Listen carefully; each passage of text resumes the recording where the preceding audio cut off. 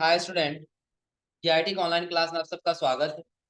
और आज की क्लास हम लोग जानेंगे कंपाउंड जनरल एंट्री के बारे में। क्योंकि पिछली क्लास हमने आपको बताया था सिंपल जनरल एंट्री, और आज की क्लास हम लोग जानेंगे क्या, कंपाउंड जनरल। ध्यान दीजिए इसमें क्या कह रहा है। तो सबसे पहले इसमें कह रहा है कि जिसमें यानी कि ऐसी जनरल एंट्री जिसमें एक से अधिक अकाउंट डेबिट हो या एक से अधिक अकाउंट क्रेडिट हो, कंपाउंड जनरल एंट्री कहलाता है। जैसे आई दे रहा है दो या दो से अधिक सिंगल जर्नल एंट्री पास करने के बजाय एक कंपाउंड जर्नल एंट्री भी पास कर सकते। अब ध्यान दीजिएगा, जब आपको दो ट्रांजेक्शन करना हो ना, दो सिंपल ट्रांजेक्शन करने के बजाय आप एक ही कंपाउंड जर्नल एंट्री पास कर सकते।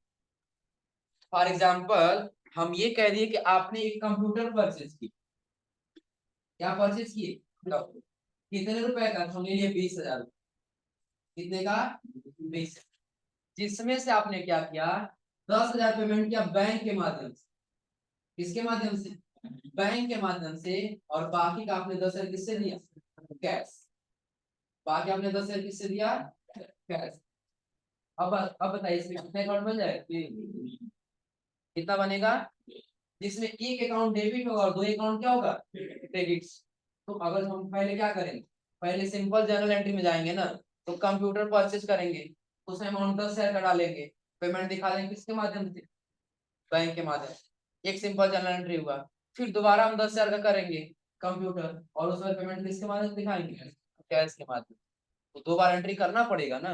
हमको दो बार एंट्री न करना पड़े, इसलिए हम एक ही कंपाउंड जर्नल एंट्री पास कर सकते। क्लियर है ना? तो कंपाउंड जर्नल एंट्री में क्या होगा, एक से अधिक अकाउंट क्या होगा? डेबिट, और एक से अधिक अकाउंट क्रेडिट। जैसे नीचे आपको एक एग्जांपल दिख रहा होगा। देखिए जैसे दे रहा है example, as on 13 April 2020 made a payment. कि आपने क्या किया, एक पेमेंट क्रिएट किया। कितने रुपए का? 50,000 रुपए। आप पेमेंट कर रहे हैं कितना हजार? 50,000। जो कह रहा है जिसमें से क्या क्या है, कह रहा है टेलीफोन बिल 20,000। टेलीफोन बिल कितने का? 20,000 का। और क्या कह रहा है, stationery expense 20,000 and travelling expense 10। और सारा पेमेंट किसके माध्यम से कर रहे हैं? चेक। अब एक चीज और नोट कर लीजिएगा कि जहां चेक का नाम दिया होगा तो वहां पे हम बैंक लेते हैं। क्या लेते हैं? बैंक। बैंक क्यों लेंगे चेक की जगह पे? क्योंकि चेक हमेशा बैंक का ही होता है। आ रहा समझे ना? तो उसके मेनिंग नेम हम चेक दिखा देंगे, सही है, लेकिन उसका मेन नाम हम क्या लेंगे? बैंक। क्लियर है ना? तो सबसे पहले हम ये समझे को पेमेंट कर रहा है 30 अप्रैल को, 30 अप्रैल 2020 को पेमेंट कर रहा है। कितना रुपए? 50। 50,000 रुपए किस किस चीज का पेमेंट कर रहा है? बता रहा पहले तो कर रहा है 20,000 किसका? 20,000 कर रहा है टेलीफोन बिल का। फिर स्टेशनरी एक्सपेंस का कितना पेमेंट? 20,000। और ट्रेवलिंग एक्सपेंस का 10। अब यहाँ कह रहा है डेट ले लिया, और डेट क्या क्या ले लिया? पार्टिकुलर ले। क्या ले लिया? पार्टिकुलर। इधर ले लिया डेबिट, और उसके आगे क्रेडिट। पहले करा टेलीफोन बिल, इस अकाउंट को क्या किया है? स्टेशनरी एक्सपेंस, इस अकाउंट को क्या किया है? ट्रैवलिंग एक्सपेंस, इस अकाउंट को क्या किया है? अब इसको डेबिट तीनों को क्यों किया है? क्योंकि ये तीनों क्या है? एक्सपेंस है, खर्च। तो हमने क्या बताया था कि जितने भी all expense and all income किस अकाउंट के हैं? नॉमिनल। किस अकाउंट के हैं? नॉमिनल। तो यहाँ पे टेलीफोन बिल दे रहा है, वो भी एक्सपेंस ही तो हो रहा है ना। स्टेशनरी एक्सपेंस, वो भी क्या हो रहा है? एक्सपेंस हो रहा है। और यहाँ कह रहा है क्या? ट्रैवलिंग एक्सपेंस, वो भी क्या हो रहा है? एक्सपेंस ही हो रहा है। वो भी क्या हो रहा है? खर्च ही हो रहा है। तो नॉमिनल अकाउंट का रूल क्या कहता है? कि जब हानि हो तो क्या होगा? डेबिट। और जब लाभ हो तो? ये तीनों जब हम एक्सपेंस ही खर्च कर रहे हैं, तो क्या वो आय होगा? इनकम होगा? क्या होगा? व्यय यानी कि एक्सपेंस होगा। जब एक्सपेंस होगा तो तीनों के अकाउंट क्या होगा? डेबिट। और तेरा पेमेंट करने वाला कौन है? तो बैंक। पेमेंट करने वाला कौन है? तो सारा पैसा कौन पेमेंट करेगा? सिर्फ बैंक का नाम दे दिया, क्या करना है? अब समझिए यहाँ पे क्यों हमने 3 अकाउंट को डेबिट किया? सिंपली आप अपने ऊपर लीजिए कि हम चले गए थे पडरौना शहर में, पडरौना में या फिर गोरखपुर या फिर लखनऊ, जहां भी हो, घूमने चले गए, आया समझे ना? या फिर हमारा एक बिजनेस है, हम अपने बिजनेस को मैनेज करने में टेलीफोन का बिल खर्च कर दिए, कितने रुपए का? 20,000। मैंने बताया मान लो, मान लेते, मान लेते हमने कितना खर्च कर दिया? 20। प्लस हमने क्या किया, स्टेशनरी एक्सपेंस कर दिया कि अपने बिजनेस में ऑफिस यूज के लिए हमने कुछ स्टेशनरी परचेज कर लिया, रजिस्टर हो गया, मार्कर हो गया, कलम हो गया, सारी स्टेशनरी हमने क्या किया, 20,000 का परचेज कर।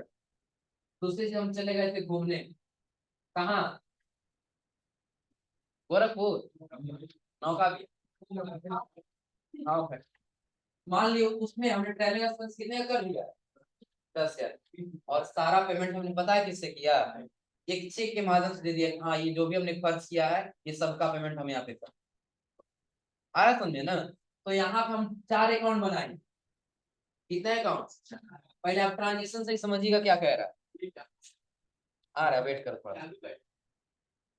हाँ क्या कह रहा है? पहले कह रहा है मेड ए पेमेंट, हम पेमेंट कर रहे हैं। फिलहाल पेमेंट को छोड़, हमने ये टेलीफोन भी, पहला हम अकाउंट बना लिया किसका? टेलीफोन। दूसरा किसका? तीसरा किसका? तो ये तीनों तो हमारा डेबिट हो रहा है। पेमेंट किसके माध्यम से किया जा रहा है? बैंक। दूसरा हम ले लेंगे वही चेक, यानी कि बैंक। क्या ले लिया हमने? और जब बैंक ले लेंगे तो हम देखेंगे बैंक किस अकाउंट का है? पर्सनल अकाउंट का।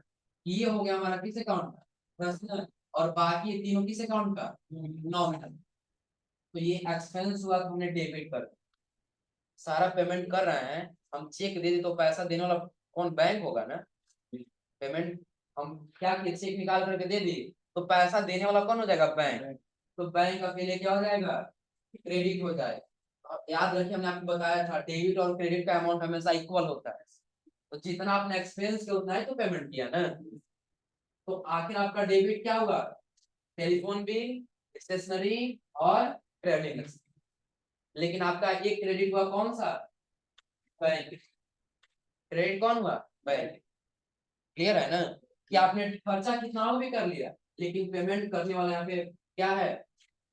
क्रेडिट। अब एक और समझिए, अब हम ये मान के चले 50 पेमेंट किया जा रहा है ना। कितना पेमेंट किया जा रहा है? 50। लेकिन कहीं इसमें ये कह दे हम पेमेंट तो कर रहे हैं लेकिन बैंक से हम कर रहे हैं कितना? 50,000 नहीं बल्कि 30,000। बैंक से कितना कर रहे हैं? 30,000। और बाकी का 20,000 हम कैश कर रहे हैं। बाकी का 20,000 हम क्या कर रहे हैं? कितना? 20। तो भी आप बताइए, कैश बिजनेस से जा रहा तो क्या होगा? डेबिट की क्रेडिट? क्रेडिट ही होगा ना। ये भी क्या होगा? अब यहाँ से एक से अधिक अकाउंट डेबिट और एक से अधिक अकाउंट, तो क्रेडिट और क्रेडिट का अमाउंट जुड़ेगा और डेबिट का अमाउंट जुड़ेगा, तो कितना होगा? इक्वल। कोई कंफ्यूजन इसमें? तो कंपाउंड जर्नल एंट्री क्या समझा रहा है ना। अगर यही हम ये कहें कि नहीं हमको क्या करना था, क्या करना है? सिंपल जनरल एंट्री करना है, तो ये एंट्री पता है हम कितनी बार करेंगे? 3 बार उसमें एंट्री करेंगे, क्योंकि एक ही डेबिट होगा और एक ही क्या होगा? ये क्या होगा? डेबिट और एक क्या होगा? क्रेडिट। उस समय हम क्या करेंगे कि पहला अपना टेलीफोन भी ले लेंगे। पहला क्या ले लेंगे? टेलीफोन। इसका हम पेमेंट कर देंगे 20,000 से, ये ट्रांजेक्शन कंप्लीट। फिर दूसरा लेंगे। हाँ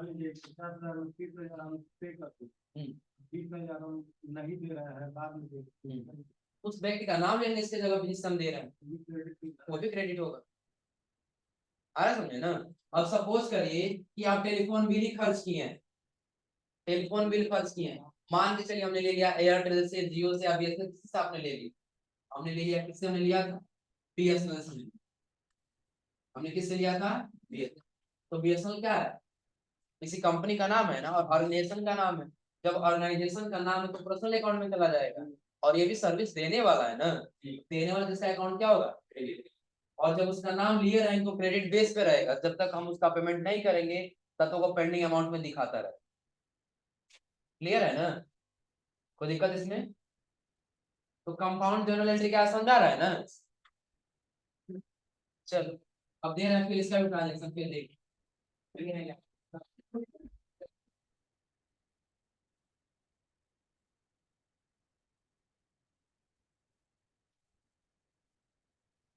अब नहीं है ना।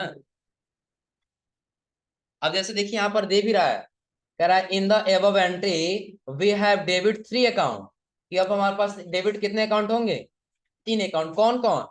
There are telephone bill, stationery expense and travelling expense, and credited 1 account, that is जो सिटी बैंक अकाउंट नाम लिया गया।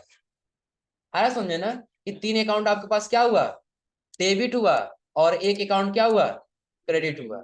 कह रहा है एक compound entry can be record in any one of following man, कि आप इन इसमें से कोई एक मैनर्स फॉलो करके आप इस ट्रांजेक्शन की एंट्री कर सकते।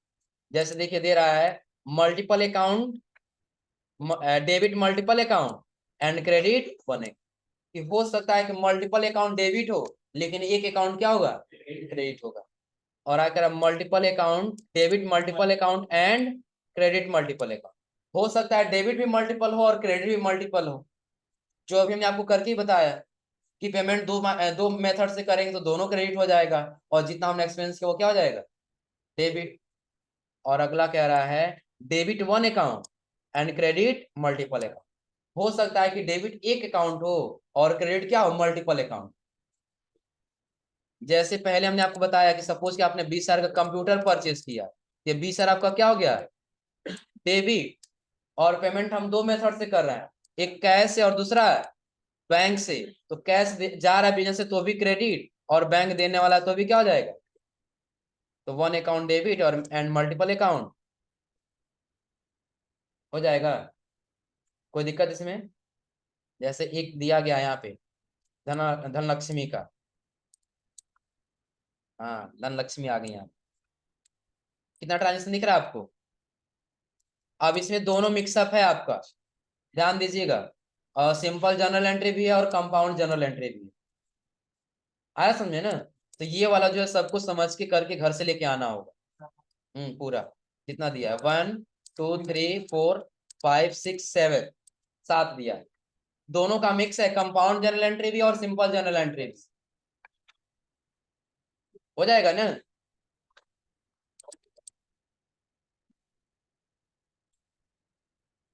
हाँ इसके बाद अगला हम लोग का टॉपिक इसमें आ रहा है, कौन सा, ट्रायल बैलेंस। जो हम लोग पढ़े थे ना कि पहले ट्रांजेक्शन को समझते हैं, जर्नल एंट्री करते हैं, लेजर पोस्ट करते हैं, फिर ट्रायल बैलेंस चेक करते हैं। अब हम लोग को पढ़ना है क्या, ट्रायल। उससे पहले ये आप लोग को बिल्कुल क्लियर होना चाहिए, क्या क्या, golden rule, simple journal entry और कंपाउंड जर्नल एंट्री। जब सिंपल जर्नल एंट्री क्लियर हो जाएगा ना, तो कंपाउंड जर्नल एंट्री वैसे ही क्लियर हो जाएगा। तो आज आप लोग ये सारा बना के लाइएगा लोग,